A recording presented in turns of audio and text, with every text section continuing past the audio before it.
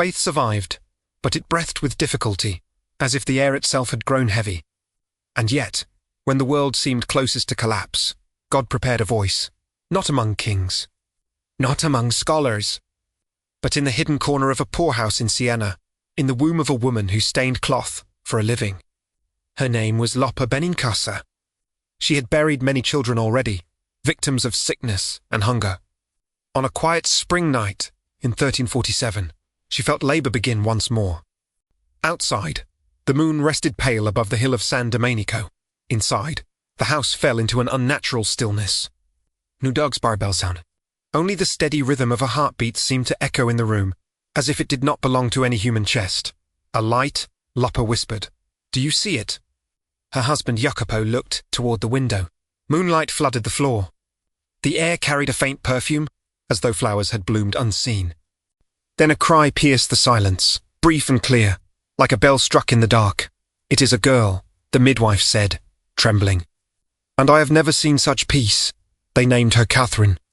She was born into a city of noise, blood, and ambition, but her life began with silence. Silence before the world, but never before God. Siena in those days rose like a fortress of brick and towers. Its narrow streets, winding between workshops, bakeries, markets, and roadside shrines. Faith mixed easily with superstition, prayer with fear. In the small house, near the convent of San Domenico, Catherine grew among jars of water, the clatter of looms, and the smell of lentil soup and boiling wine. She was the 24th child of her parents, a number so improbable that neighbours whispered it could only end in tragedy. But from the beginning, she seemed different. While other children ran through the streets, chasing wooden swords, Catherine slipped away 2 corners of the courtyard and lifted her eyes toward the sky. She spoke little. She listened much. At 6 years old, climbing the stairs of her home one afternoon, she suddenly froze. Light flooded the roof of the neighbouring house, brighter than the sun yet gentle to the eyes. In its centre stood a man clothed in white, crowned, his gaze filled with infinite tenderness. She knew him without being told. She ran downstairs trembling, fell to the floor, and hid her face. "I saw Jesus," she cried. No one believed her. Some said she dreamed. Others said a child's imagination had betrayed her, but Catherine never doubted. Something inside her had shifted forever. At 7 years old, alone in her small room, she made a vow no one asked of her, and no one witnessed. She consecrated her virginity to Christ. She told no one. She simply began to live, as if already married, to an invisible spouse. Every small act became an offering. Washing dishes, sweeping floors, carrying water, caressing a stray cat in the street. Each gesture she placed quietly into God's hands. While her sisters dreamed of dresses and husbands, Catherine dreamed of thorns, wounds, and chalices filled with redemptive blood. When she was 12, her parents began to speak of marriage. Arrangements were made with a neighbouring family. Lopa was proud. Another daughter would be safely settled. When Catherine heard, she did not cry, she did not shout. She simply said, with a calm that startled the adults around her, "I cannot marry. I already belong to someone else." Her mother sighed with exhaustion. "Child, this is fantasy. You cannot live on saints and angels." "I do not want a convent," Catherine replied. "I want Christ. He is everything." Lopa tried to break her. Prayer was forbidden. Catherine's private room was taken away. Chores filled her days, until exhaustion bent her thin body. Catherine obeyed every command, without complaint. But with every bucket of water she carried, with every cloth she folded, she whispered psalms in her heart. One afternoon she collapsed beside the bread oven, fever burning her skin. Lopa knelt beside her, terrified. "Why are you so stubborn?" she sobbed. Catherine opened her eyes, with difficulty, and took her mother's hand. "Do not take Jesus from me," she whispered. "Do not take my spouse." Something broke inside Lopa. The need to control, the pride, the fear. From that day on, Catherine was left alone with her God, in a narrow cell scarcely wider than her body. She prayed day and night. She slept little. She ate almost nothing. Her body faded like a candle burning to fast, but her presence grew. Neighbours began to whisper. Some admired her, Some mocked her as the mad girl of Fontebranda. Catherine never answered. She smiled and offered everything in silence. One day her father surprised, her kneeling on the stone floor, arms outstretched like a living crucifix, her face shining with a light he could not explain. He fell to his knees in tears. "Forgive us, my child. We did not know who you were. I am nothing," she answered gently. "Look not at me. Look at him." And then, one night, the silence broke. Light filled her cell. The air carried a perfume impossible to name. Christ appeared, accompanied by Mary and the saints. His crown of thorns shone like molten gold. "Today," he said, "I take you as my bride." Mary placed a ring upon her finger, invisible to human eyes, but burning into her soul. Fire ran through her body, not with pain, but with a joy so pure it almost crushed her heart. From that night forward, Catherine lived convinced she no longer belonged to herself. Years passed in hidden prayer. Then the voice came again, not gentle now, but commanding. "Leave your cell. The world is sick. You will be my medicine." She trembled.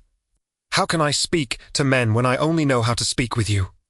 "I will place words of fire in your mouth." She obeyed. She walked into the poorest quarters of Siena, into houses no one else dared to enter. She embraced lepers. She cleaned wounds that made physicians turn away. She sat beside prisoners condemned to die and whispered hope into ears already filled with despair. During the return of the plague, when bells rang without rest and carts carried mountains of corpses, Catherine entered the hospital of Santa Maria della Scala with nothing but a bucket, a cloth, and a rosary. She washed the dying. She sang to the fevered. She held hands that no one else would touch.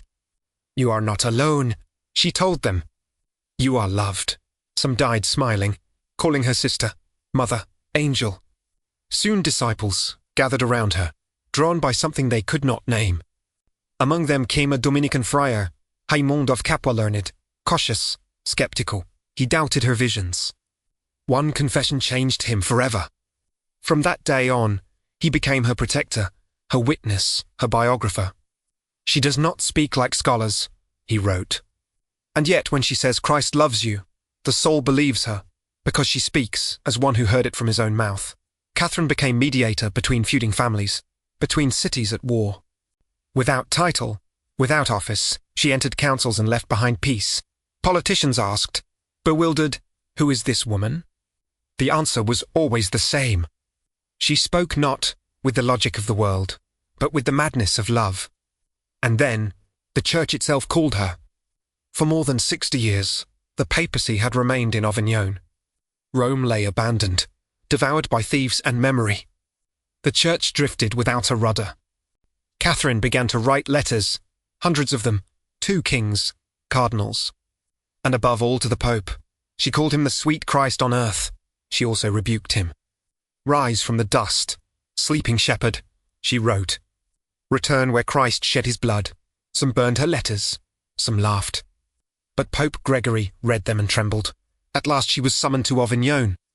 She arrived barefoot, exhausted, dressed in a torn white mantle. Cardinals whispered in contempt. But when Gregory met her eyes, the room fell silent. "Holy Father," she said, "Rome weeps. If you are the shepherd, why do you flee the wolves?" He spoke of fear, of riots, of danger. "Better to die obeying Christ," she answered, "than live betraying his love." Against all human advice, Gregory returned to Rome. It was a victory not won by armies, but by a woman who had learned to speak only with tears. But the wound was not healed. Gregory died soon after. A new pope was elected under violence and fear. The cardinals split. Another pope was proclaimed in Avignon. 2 thrones. 2 courts. 1 church torn in half. The Great Western Schism had begun. Catherine moved to Rome. She wrote without rest. She pleaded with cardinals, kings, monks. She wept before the altar, with arms outstretched like a crucified bride. "Why do you tear the seamless tunic of Christ?" she cried. Pain entered her body, without visible wound. Invisible stigmata burned in her hands, her feet, her side. Yet she continued to dictate, giving the world her great dialogue, words spoken as if God himself borrowed her voice. "Without love," she whispered, Even heaven would be empty. Her body collapsed. She no longer ate. She no longer slept. Yet her words burned brighter than ever. At 33 years old, the same age at which Christ had died, Catherine asked for the Eucharist. She embraced a crucifix like a dying lover. "Tell them," she whispered, "that I was madness for love." On April 29th, 1380, she exhaled her soul. No crown, no throne. No monument, only a path. Centuries passed. The schism ended. The Church healed its wounds. Wars rose and fell. Catherine did not fade. She was proclaimed Doctor of the Church, though she never learned to read. Her body rests in Rome, her head in Siena, but her voice still walks wherever faith trembles, wherever the Church bleeds, wherever someone dares to love beyond reason. And perhaps now, as this story ends, she whispers again from eternity, not with thunder, but with fire, "Do not be afraid." Love is not loved, but it can be, if you choose to love it today. Subscribe to the channel to follow more stories like this.